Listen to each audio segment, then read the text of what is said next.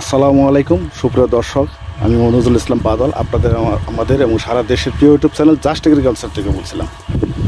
সুপ্রিয় দর্শক, আপনাদেরকে দীর্ঘ সময় আমরা বিভিন্নভাবে সতর্ক করি যে আসলে একটা ভালো কাজ জন্য আমাদের দেশে হতে থাকে, এর পাশে কিন্তু বিভিন্ন প্রতারণা অসাধু চক্র কাজ করতে থাকে।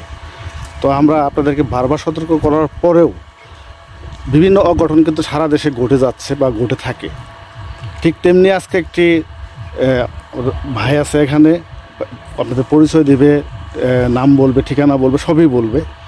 একটি খেজুর বাগান যেখানে উনি ভাই কতগুলো গাছ যেন ক্রয় করেছিলেন? 35টা টিস্যু কালচারের গাছ ক্রয় করেছিলেন। টিস্যু কালচারের গাছ সবচেয়ে ভালো এবং খেজুর চাষের জন্য সবচেয়ে উপযোগী। কিন্তু এখানে একটা বিষয় হলো, এই গাছগুলো শুধু টিস্যু কালচার না, আপনার খেজুরের যে কোনো গাছ যদি বীজের গাছও সংগ্রহ করতে যান তাহলে আপনার কোয়ালিটি, সংগ্রহের জায়গা, এগুলো অনেক বুঝে শুনে করবেন।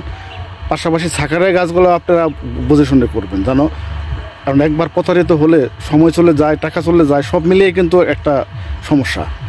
তো এই ব্যাপারে আমরা ভিডিওটা বড় হবে, শেষ পর্যন্ত আপনারা দেখবেন, আপনাদের অনেকে কিন্তু উপকার হবে। তো ভাই আপনাদেরকে তার পরিচয় এবং এখানকার ঠিকানাটা বলবে। আসসালামু আলাইকুম, আমি ইঞ্জিনিয়ার খায়রুল আলম বুলবুল বলছিলাম। এই জায়গাটা হচ্ছে রাজবাড়ী জেলার বসন্তপুর ইউনিয়নে বাজিতপুর গ্রামের নাম। তো এখানে আমি খেজুরের বাগানটা করেছিলাম। আমি টিস্যু কালচার চারা সংগ্রহ করেছি ইন্ডিয়ান এক ভদ্রলোকের থেকে। হয়তো এই মুহূর্তে আমি একটু নাম নাই বললাম। তো ভদ্রলোক আমাকে যে টিস্যু কালচার চারা দিয়েছিলেন, কিন্তু অত্যন্ত দুঃখের বিষয় যে যখন ফুল আসতে থাকলো তখন দেখলাম যে ম্যাক্সিমামই এখানে মেল এবং মাত্র কয়েকটা ফিমেল এসছে। এটা খুব দুঃখজনক ব্যাপার। এ ব্যাপারে আসলে খুব সতর্ক থাকা প্রয়োজন, কারণ গত 3 বছর যাবত এই গাছের পিছনে আমি অনেক শ্রম খরচ করেছি, কিন্তু প্রতিদান যদি এইভাবে পাওয়া যায় তাহলে মানুষ আর এটার উৎসাহ হারায় ফেলবে। দর্শক, আমরা সবসময় বলি যে বীজ দিয়ে করলেও কিন্তু গাছ প্রায় অর্ধেকটাই স্ত্রী হয় এবং অর্ধেকটা পুরুষ হয়। এটা আসলে অনেক ক্ষেত্রে অনেকে মানে বা অনেকে ভুল তথ্য আছে আমাদের প্রচলিত, আপনারা সবাই জানেন। কিন্তু অ্যাকচুয়ালি কিন্তু মানে অর্ধেকই হয়। আমরা এটা বারবারই বলে আসছি। তো বাইকে আসলে টিস্যু কালচারের নামে বীজের গাছ দেওয়ার কারণে বাইরের এখানেও দেখা গেছে প্রায় অর্ধেকই হয়েছে, তাই না? অর্ধেকের থেকে কম হয়েছে। তাহলে স্ত্রী গাছ অর্ধেকের চেয়ে একটু কম হয়েছে।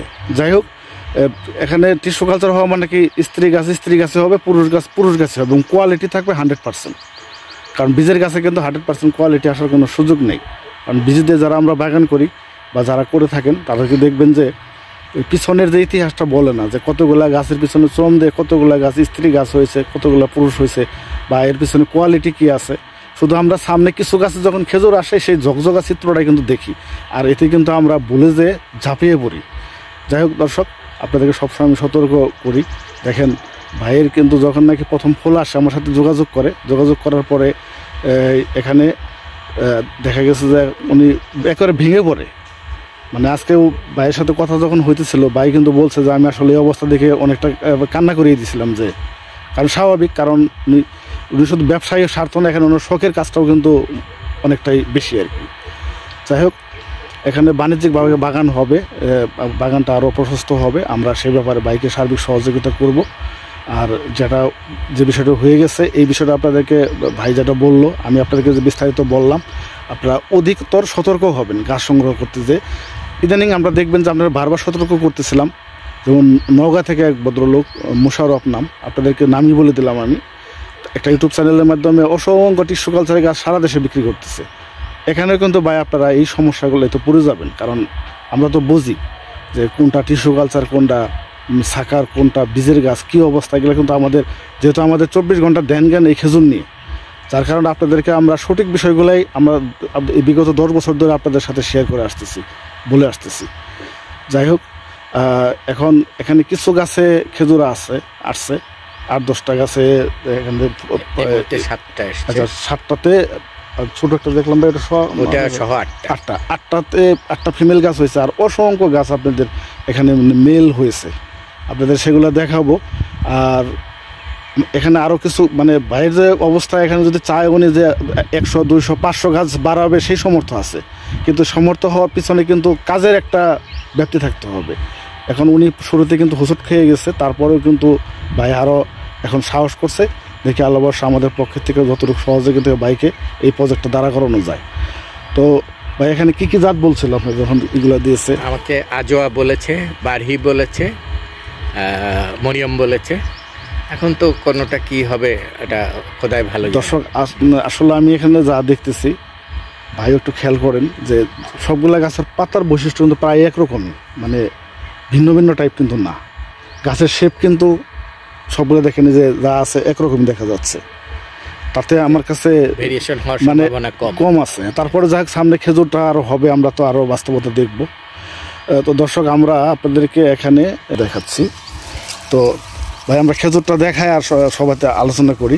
তো এই আপনারা এই যে প্রজেক্ট শুরু করছেন, এটার বয়স তো এখন 3 বছর। 3 বছরের কাছাকাছি। আচ্ছা 3 বছরের মানে 3 বছরের কাছাকাছি চলে আসছে। আমরা মেতে শুরু করেছিলাম, মে 22। তো আপনারা দেখতেছেন যে খেজুরগুলা এগুলো কিন্তু অলরেডি এই যে সেট হওয়া শুরু করছে। প্রথম অবস্থায় একটু কম থাকবে, ধীরে ধীরে এটা স্টাবলিশ করবে।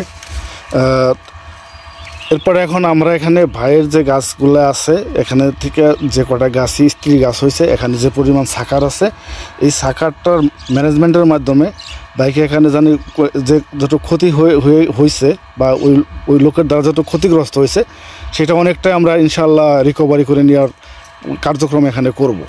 এখানে যা যা সহযোগিতা সব কিছু করবো। আপনি এই টিস্যু কালচারের গাছগুলো বলছিল যে এর প্রাইস কত করে নিয়েছিল তখন? 4500 করে নিয়েছিল। দেখেন এই যে একটা বিষয় আছে, যখন চুরি করে কিছু না কিছু কিন্তু রেখে যায়, চিহ্ন রেখে যায়।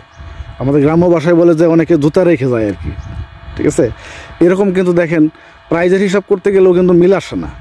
আমি এরকম নওগাঁর একটা ইউটিউব চ্যানেল আছে, প্রচুর পরিমাণ টিস্যু কালচারের গাছ সে বিক্রি করে, প্রচার টচার করে, ভালো ফেসবুকে ইউটিউবে প্রচার করে। ওনাকে অনেকবার কমেন্ট করলাম যে ভাই যে দাম দিতেছেন এই দামে হইলে তো আমি কয়েক হাজার আমি নিব, কিন্তু কোনো কমেন্টের কোনো রিপ্লাই করে না। কমেন্টগুলো আমি স্ক্রিনশট দিয়ে রেখে দিছি, কোনো কিছু জানায় না, কেটে দেয়, কমেন্টগুলো কেটে দেয়। আর সে যে প্রাইস বলে বিশ্বে কোনো কোম্পানিতে ওই প্রাইসে পাওয়ার ছাড়ার কোনো সুযোগ নেই। এরপর বলার পরে হঠাৎ করে আবার একটু দাম বাড়াইছে, মানে প্রথম 3500 টাকা বলতো, আমি যখন বলার পরে 6500 টাকা এখন দাম করছে। কিন্তু সেই গাছগুলো কিন্তু টিস্যু কালচারের না। ঠিক এরকমই আপনি যে ভদ্রলোকের কাছে এই গাছগুলো সংগ্রহ করছেন, উনি কিন্তু এখানে একটা সূক্ষ্ম কাজ করছে। প্রায় 30,000 গাছ বাংলাদেশের অনেকেই নিয়ে আসছে এবং ইন্ডিয়াতেও অনেকে কিনছে। সবারই অবস্থা কিন্তু ভাই এই আপনার মতোই অবস্থা হয়েছে।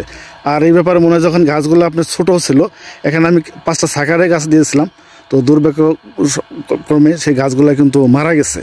আমরা আবার ওর পরিবর্তে গাছগুলো আবার আমরা দিয়ে দেবো এখানে। আর ওই সময় যখন আসছিলাম গাছগুলো তখন ছোটো সাইজের ছিল। ইভেন মানে যে পট, মানে যে পটে টিস্যু কালচার করা হয় সেই পট সহ চারাগুলো কিন্তু দিছিল। ওই পটে এই বীজের চারাগুলো উৎপাদন করে এরকম ডিস্ট্রিবিউট করছে। বাংলাদেশের অনেক ব্যবসায়ী নিয়ে এসে কিন্তু বর্তমান তারা অনেক বিপদগ্রস্ত হয়ে গেছে। যাদেরকে দিয়েছে তারাও বিপদে পড়ছে, যারা বিক্রি করছে তারাও বিপদে পড়ছে। এবং যে দামে বিক্রি করছে অ্যাকচুয়ালি ওই ধরনের দামের কিন্তু টিস্যু কালচার ছাড়া কোনো বিশ্বে যে 5টা কোম্পানি আছে কোথাও তো পাওয়া যায় না। তাহলে ওখান থেকে বোঝা গেছে যে আসলে এটা কী হয়েছে। এখন ভাই যে ঘটনাটা ঘটলো, এখন এই ব্যাপারে আপনি আসলে ভিতরে কি কি কষ্ট দুঃখ আছে বা এখন সামনে আমরা কিভাবে এগোতে পারি একটু দর্শকের উদ্দেশ্য যদি বলেন। আসলে খেজুর গাছ শুধু যে ব্যবসায়িক উদ্দেশ্যে করা তা না, এটার সাথে একটা ভালো লাগা জড়িত। আমরা যে কষ্টটা করেছি এর সাথে যদি শুধুমাত্র ভালো লাগার বিষয়টা না থাকতো তাহলে হয়তো আমি অন্তত এত দূর আগাতাম না। কিন্তু সেখানে যে শখটা পেয়েছি এটা খুবই দুঃখজনক ব্যাপার। আজকে যদি ব্যাপকভাবে হতো তাহলে আমি এখানে আমার প্রভিশন ছিল, আমার অনেক ল্যান্ড আছে, এটাকে আমি আরও এক্সটেনশন করতে পারতাম। কিন্তু আমি তো একেবারেই ভেঙে পড়েছিলাম। বাদল ভাই আমাকে সাহস দিচ্ছেন, বলছেন না করেন, আমরা সব ধরনের সহযোগিতা করব। তো সেই ক্ষেত্রে আমি একটা কথাই সবাইকে বলবো, যাই করেন খুব চিন্তাভাবনা করে সাবধানে করেন। এবং আমাদের দেশে এটা সম্ভব, এবং আমার যে কিছুটা গাছ ফল এসেছে, এটাতে বোঝা যাচ্ছে যে এই দেশে এটা করা সম্ভব এবং ব্যাপকভাবে করা সম্ভব যদি কোনো সৎ জায়গা থেকে প্রকৃত চারা আপনি পান। সেক্ষেত্রে এটা সাকসেসফুলি করা খুবই সহজ এবং আমি বলবো ব্যবসা সফলও একটা বিষয়। এটা আরেকটা বিষয় আছে ভাই, ধরেন অনেক বাগানই হচ্ছে আমাদের দেশে, এটা কিন্তু একটা ভালো দিক। আরেকটা বিষয় হলো আমাদের তথ্যের কিছু ঘাটতি আছে।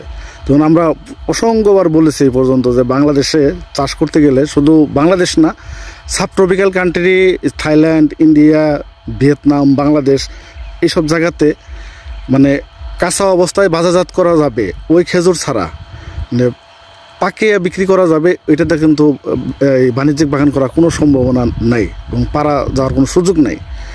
এটা কিন্তু অনেকে বোঝে না ভাই। যেমন আছে যে ধরেন 100 গাছ দিয়েও বাগান, 200 গাছ দিয়েও বাগান করছে, দেখা গেছে ওখানে জাত কি আছে, আজোয়া, মরিয়ম, আম্বার। উনি যখন একটা সময় যখন বুঝবে যে আর ভ্যালু নাই, কেন ভ্যালু নাই, খেজুরের ভ্যালু আছে কিন্তু খেজুরটা আমাদের প্রক্রিয়াজাত করার কোনো সুযোগ নেই। কারণ যখন খেজুরগুলো পাকা শুরু করে তখন কিন্তু ভাই ওই সময় দেখা গেছে ডেইলি বৃষ্টি হয়, এটা আমাদের শুকানোর কোনো সুযোগ নেই। শুকানো যাওয়া মানে ওই পরিবেশটা বা ওই আবহাওয়াটা আমাদের দেশের নাই। এটা অনেকে না বোঝে কিন্তু অনেকে ভুল কাজগুলো করতেছে। অনেক পুরনো চাষি যারা আমাদের মতো 8-10 বছর ধরে হয়ে গেছে, তারা কিন্তু আমরা অলরেডি সব ক্লিয়ার বুঝে গেছি। একমাত্র আমি কিন্তু এই ব্যাপারে সবাইকে সচেতন করি, কারণ আমাদের ব্যবসা তো করবোই, ব্যবসা তো হতে হবে, সেটা ঠিক আছে, কিন্তু সেটা একটা জায়গা অন্তত মিনিমাম সৎ কথা, সৎ বিষয়গুলো থাকতে হবে। আমি যদি আপনার ভুল তথ্য দেওয়া, দেখা গেছে নানান ধরনের গাছ ধরে একটা বাণিজ্যিক বাগান দাঁড়া করে যদি সেটার রিটার্নটা 0 হয়, তখন অবস্থাটা কী হয় ভাই একবার। এই হলো মূল বিষয়টা।